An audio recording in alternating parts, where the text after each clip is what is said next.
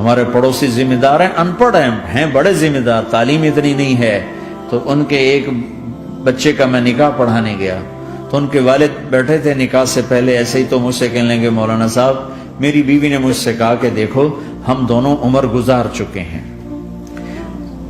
تو ایسا کرو اپنے بیٹے کا گھر الگ بناؤ اور اس کی بیگم کو وہاں لے کر آؤ، اگر یہاں لے کر آؤ گے تو ہم دونوں کہیں ان کی زندگی خراب نہ کر بیٹھے اور ان کی زندگی میں دخل دے دے کر کہیں ان کی زندگی کو تنگ نہ کر دیں، میرے بیٹے کا الگ گھر بنا، وہاں اس کی بیگم لوگ کے لیے لے کر آ تاکہ ہم ان کی زندگی میں داخل نہ ہو سکے۔ میں حیران ہو کر ان کو دیکھ رہا کہ ان پڑھ باپ، ان پڑھ ماں، اور اتنی اعلیٰ درجے کی بات۔ اب ہر آدمی میں یہ سخت نہیں کہ اپنے بیٹے کے لیے الگ گھر بنائے، یہ تو ہمت ہے کہ ان میں دخل دینا چھوڑ دو، کہ خامند سے زیادہ خامند کے ماں باپ اس کی بیوی پہ حق جتا رہے ہوں، یہ میرے نبی کی معاشرت نہیں ہے۔ میں دکھ سے کہہ رہا ہوں، آپ محسوس نہ فرمائیں، کوئی عورت ساس ہے تو محسوس نہ کرے، کوئی سسر بیٹھے محسوس نہ کریں، میں درد بھری فریاد کہہ رہا ہوں،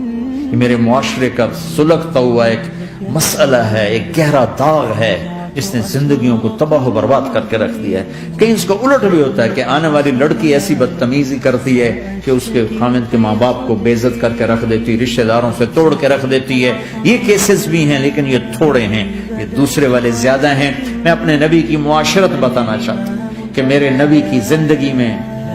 محبت کے سوا کچھ نہ تھا،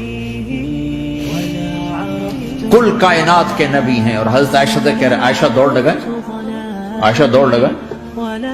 کوئی وہاں کہہ سکتا ہے، کوئی مولانا کہہ سکتا بیوی سے آؤ بیگم دوڑ، تمہارا توڑ گل تو گھر ہی نکل تھی دوڑنا کتنے، چلو پوڑیاں چڑھ دے رہا کرو، پوڑیاں چڑھو ہیں۔ عائشہ دوڑ لگائیں، کون کہہ رہے ہیں؟ دو جہان کے سردار عائشہ دوڑ لگائیں، تمہاری تو بزرگی فوت ہو جائے۔ تو آپ نے صحابہ سے کہا ایک سفر سے واپس آ رہے، جاؤ بھائی سب آگے چلے جاؤ، وہ سارے آگے چلے گئے۔ جب وہ نظروں سے غائب ہو گئے، عائشہ آؤ دوڑ لگائیں، دونوں نے دوڑ لگائی۔ حضرت عائشہ فرماتی میں آگے نکل گئی، کچھ سال گزر گئے تو میں ذرا موٹی ہو گئی، تو ایک سفر سے واپس آ رہے تھے، آپ نے کہا صحابہ سے چلو بھائی آگے، سورے صحابہ آگے چل کے غائب ہو گئے، کوئی نظر نہیں آ رہا، تو پھر آپ نے کہا عائشہ دوڑ لگائیں۔ میں کہا لگائیں، کہا میں ہم نے لگائی تو میں ذرا موٹی ہو گئی تھی، تو نبی آگے نکل گئے، تو پھر آپ نے فرمایا ہذہ بتلک عائشہ، آج میں نے اپنا بدلہ لے لیا، اس وقت تم جیت گئی تھی، آج میں جیت گیا۔ اپنے نبی کی زندگی پڑھو اللہ کے واسطے